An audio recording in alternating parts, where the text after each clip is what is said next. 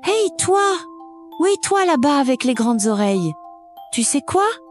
Un petit pantin en bois a décidé de faire n'importe quoi, de dire des mensonges et surtout de faire pousser son nez comme un vrai magicien. Viens voir ces bêtises, mais fais attention, ça va bouger. Abonne-toi. C'est parti. Il était une fois, dans un petit village italien, entouré de collines et de champs d'oliviers, un vieux menuisier nommé Geppetto. Il vivait modestement, avec pour seule compagnie le chant des oiseaux et le bruit des outils dans son atelier. Un jour, en rentrant du marché, Geppetto trouva une belle bûche de bois reposant au bord du chemin. « Oh, celle-là a l'air parfaite pour une marionnette !» dit-il en la ramassant. Mais il venait tout juste de la tailler quand un petit rire perçant se fit entendre. Puis, la bûche bougea toute seule. « Hey! Tu m'as chatouillé, Geppetto !» cria une voix minuscule. « Nom d'un copeau. Tu parles ?» Oui, cette bûche n'était pas ordinaire. Elle était vivante.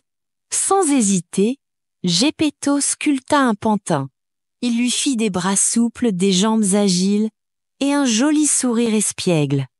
Quand il eut terminé, le pantin cligna des yeux, sauta de la table et courut dans l'atelier en riant. « Bonjour, papa. »« Papa? Mais tu es vivant ?» Geppetto, ému aux larmes, décida de l'appeler Pinocchio. Pinocchio était curieux, bavard, malicieux et un peu désobéissant. À peine savait-il marcher qu'il rêvait déjà d'aventure.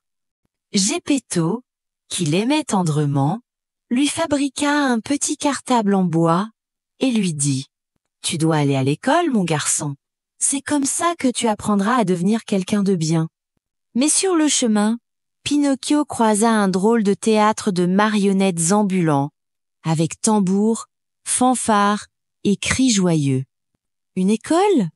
Bof. Un spectacle, c'est mieux. Et hop! Le voilà qui entre dans le chapiteau. À peine arrivé, les marionnettes sur scène s'arrêtèrent net. « C'est Pinocchio !» crièrent-elles. « Il est libre, lui, pas tiré par des fils !» Le maître du théâtre, un certain Mangiafuoco, avait un grand nez, une voix de tonnerre et un sacré appétit.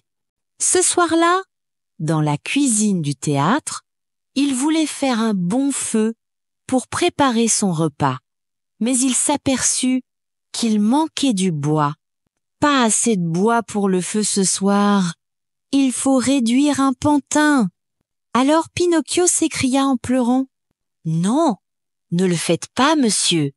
Si vous devez brûler quelqu'un, brûlez-moi. » Mangiafuoco, touché par la bravoure de Pinocchio, sortit 5 pièces d'or de sa poche.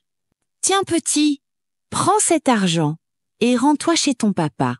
Sois sage et fais attention sur le chemin. » Sur la route du retour, Pinocchio rencontra un renard boiteux et un chat aveugle qui flairèrent aussitôt l'occasion de lui jouer un tour.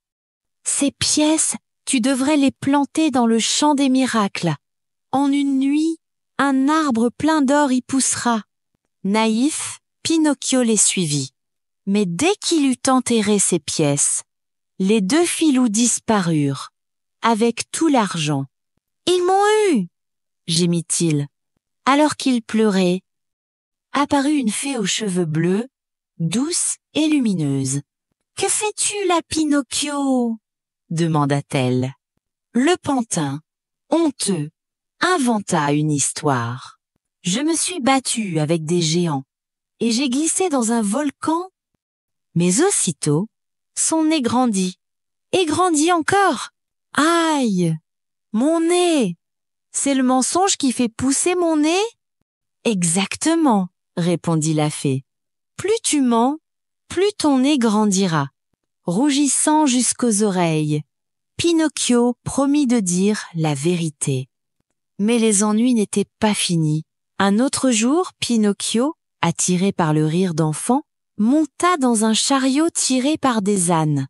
Direction le pays des jouets. Là-bas, on ne faisait jamais de devoirs. On ne mangeait que des sucreries et on pouvait jouer toute la nuit. Mais au bout de quelques jours, catastrophe. Des oreilles d'âne poussèrent sur la tête de Pinocchio, puis une queue.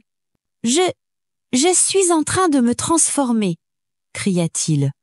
Il tenta de fuir. Mais trop tard, il était devenu un petit âne. On l'emmena au marché, on voulut même le vendre. Heureusement, en plongeant dans la mer pour échapper à ses maîtres, il redevint pantin. Hélas, une énorme baleine surgit et l'avala tout rond. Dans le noir de son ventre, devine qui il trouva? Geppetto, son père, qui le cherchait depuis des semaines. « Papa, mon fils !» Tous deux, blottis dans le ventre du monstre, trouvèrent une idée. Faire un feu avec des morceaux de bois flottants.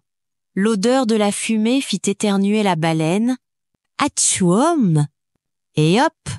Ils furent projetés hors de la gueule du monstre, tout trempés mais sains et saufs. De retour chez eux, Pinocchio changea. Il devint plus attentif, travailleur, gentil. Il allait à l'école, aider les voisins, ne mentait plus. Un matin, alors que le soleil dorait sa chambre, il se frotta les yeux et sentit que quelque chose avait changé. Il avait une peau douce, des bras en chair, un vrai cœur qui battait. Il était devenu un vrai petit garçon. Geppetto, ému, le serra fort dans ses bras. « Mon fils! Mon vrai fils! Alors, tu as aimé les bêtises de Pinocchio? Moi j'adore! Mais chut, ne le dis pas à maman, elle pourrait se fâcher. Si tu veux encore plus de folie et d'aventure, abonne-toi vite. Allez, on se retrouve bientôt, petit coquin!